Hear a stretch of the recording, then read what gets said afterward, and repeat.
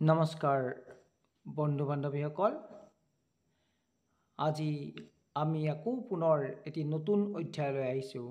অধ্যায় 16। Astro lord Shriram চেনেলটোৱে আপোনালোকৰ সতে যৌতিক চৰ্চা কৰি আছে আৰু ভৱিষ্যতলৈ কৰি থাকিব। এই চেনেলটোৰ সৈতে আপুনিও জড়িত হৈ থাকিব বুলি মই আশা কৰোঁ। সেয়ে যদি আপুনি চেনেলটো ছাবস্ক্ৰাইব কৰা নাই তেনেহ'লে অনুগ্ৰহ কৰি আপুনি চেনেলটো ছাবস্ক্ৰাইব কৰি ল'ব। যেতিয়াই এই চেনেলটোত কোনো ভিডিঅ' আপলোড কৰা হয় তেতিয়া আপোনাৰ তাত অতি সোনকালে যাব। আমি আগৰ অধ্যায়সমূহত ৰাশিৰ বিষয়ে আলোচনা কৰি আছিলোঁ। ৰাশিৰ স্বভাৱ, ৰাশিৰ গুণৰ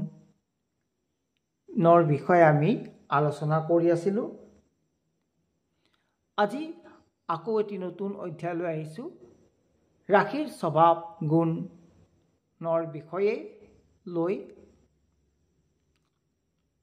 আগতেও কৈছিলোঁ, আকৌ কৈছোঁ যে প্ৰতিটো অধ্যায় যদি আমি একাধিক্ৰমে চাওঁ তেতিয়াহ'লে আমি ভালদৰে বুজিব পাৰিম। আৰু যদি আমি ৰাশিৰ বিষয়ে ভালদৰে জানিব পাৰোঁ তেতিয়া জানিব যে যৌতিক শাস্ত্ৰৰ আপুনি বহুখিনি জনা হৈছে। বাৰু যি নহওক, আমি আজি এই অধ্যায়টোলৈ আগবাঢ়িছোঁ।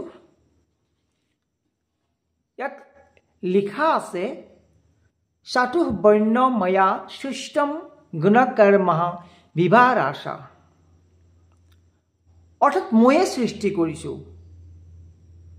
ময়ে বুলি কওঁতে ইয়াত ভগৱান শ্ৰীকৃষ্ণই কৈছে। এই শ্লোকটি ভগৱত গীতাৰ পৰা তুলি লোৱা হৈছে।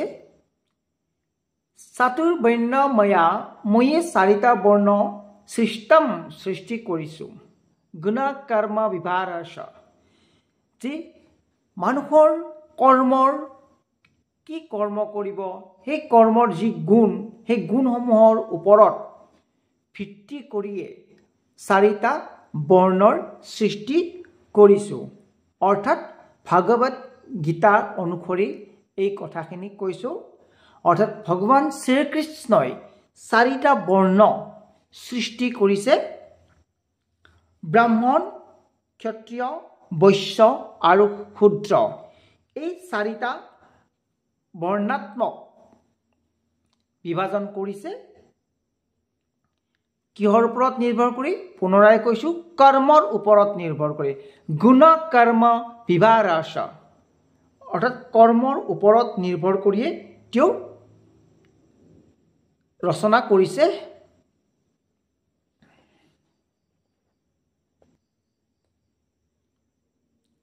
আমি অধ্যায়সমূহ যৌতিক শাস্ত্ৰ অনুসাৰে আলোচনা কৰি আছোঁ আৰু আমাৰ মহান গ্ৰন্থসমূহে যৌতিক শাস্ত্ৰৰ বিষয়েনো কি কয় তাৰে কিছু সূক্ষ্ম কথা আপোনালোকৰ ওচৰলৈ দাঙিবলৈ প্ৰয়াস কৰোঁ। বাৰু যি নহওক, তেওঁ এই চাৰিটা বৰ্ণ বিভাজন কৰিছে। অৰ্থাৎ ভগৱান শ্ৰীকৃষ্ণই ব্ৰাহ্মণ, ক্ষত্ৰিয়, বৈশ্য আৰু শূদ্ৰ, ব্ৰাহ্মণ, ক্ষত্ৰিয়, বৈশ্য আৰু শূদ্ৰ, এই চাৰিটা বৰ্ণৰ সৃষ্টি কৰিছে। ব্ৰাহ্মণ, কোনবিলাক ব্যক্তি ব্ৰাহ্মণত পৰে? এতিয়া আকৌ কৈছোঁ পুনৰাই যে ব্ৰাহ্মণ কোনো জাতি নহয়।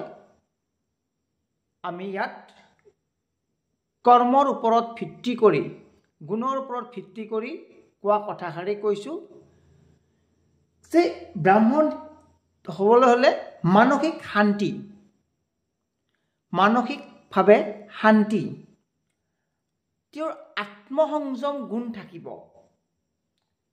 তপস্যা পবিত্ৰতা থাকিব ক্ষমা আৰু জ্ঞান এয়া হৈছে ব্ৰাহ্মণৰ গুণ ক্ষত্ৰিয় বুলি ক'লে বীৰতা অৰ্থাৎ তেওঁ হাৰি নাহিব যুঁজ কৰিবই হাৰি নাহিব তেজস্বীয়তা বলৱান হ'ব শক্তিশালী ধৈৰ্য আৰু তেওঁৰ ধৈৰ্য গুণো থাকিব নিপুণতা পাৰদৰ্শিতা গুণসমূহ তেওঁৰ গাত থাকিব আৰু নেতৃত্ব দিব পৰা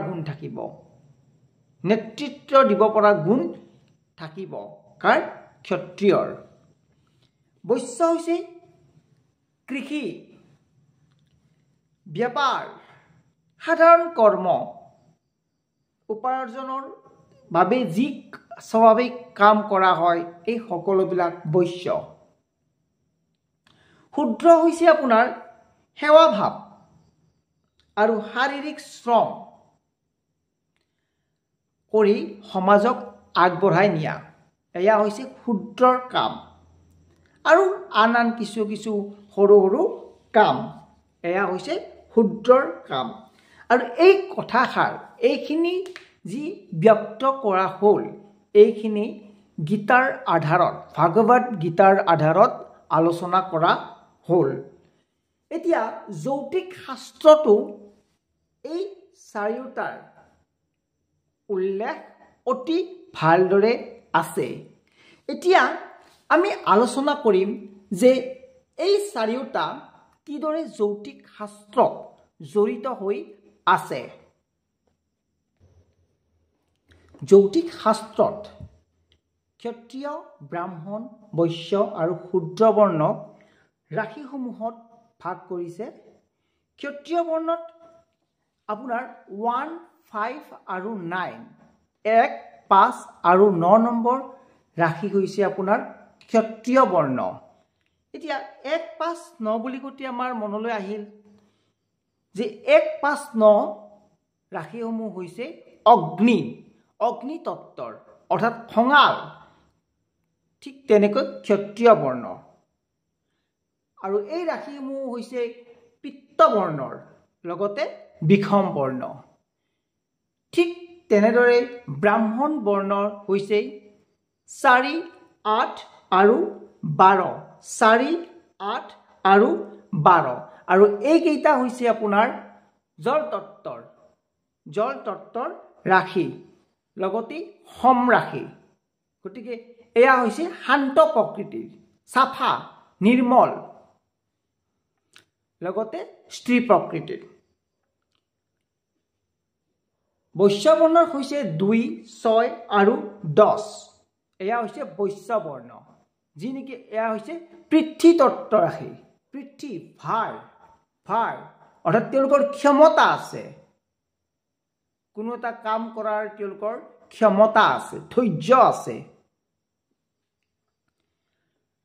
আৰু সম ৰাশি শূদ্ৰ বৰ্ণ 3, 7 আৰু 11 3, 7 আৰু 11 এয়া হৈছে আপোনাৰ শূদ্ৰ আৰু এইবিলাক কি হৈছে বিষম ৰাশি লগতে বায়ু ৰাশি আৰু ত্ৰিদোষ ৰাশিও এয়া পৰে এতিয়া ব্ৰাহ্মণ বুলি কওঁতে যে আপুনি ব্ৰাহ্মণ সমাজক ব্ৰাহ্মণ লোকসকলক বুজি পাব তেনেকুৱা নহয় ব্ৰাহ্মণ বৰ্ণ বুলি কওঁতে ব্ৰাহ্মণ বৰ্ণৰ ভিতৰত ক্ষত্ৰিয় বৰ্ণও হ'ব পাৰে বৈশ্য বৰ্ণও হ'ব পাৰে শূদ্ৰ বৰ্ণও হ'ব পাৰে ঠিক ক্ষত্ৰিয় বৰ্ণীয়ৰ ভিতৰত ব্ৰাহ্মণ হ'ব পাৰে বৈশ্য হ'ব পাৰে আৰু শূদ্ৰ হ'ব পাৰে আগতেও কৈছোঁ আৰু পুনৰাই কৈছিলোঁ যে আমি এয়া কোনো জাতিৰ কথা কোৱা নাই এয়া হৈছে বৰ্ণৰ ওপৰত ভিত্তি কৰি আমাৰ ৰাশিসমূহ ভাগ কৰা হৈছে আৰু এই বৰ্ণক বিষয়ে আমাৰ ভাগৱত গীতাটো উল্লেখ আছে আৰু আমি এইখিনি কথা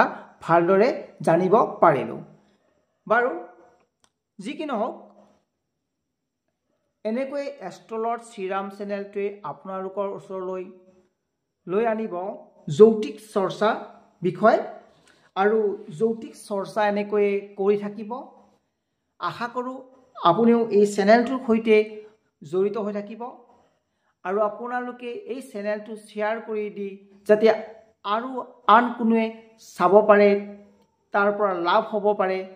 গতিকে আপোনাক অনুৰোধ জনাওঁ যাতে আপুনিও যাতে চেনেলটো শ্বেয়াৰ কৰি দিয়ে, আনৰ উপকৃত কৰি দিয়ে। আপোনাৰ অনাগত দিনবোৰ শুভ হওক, তাৰেই কামনাৰে ওম নমঃ শিৱায়।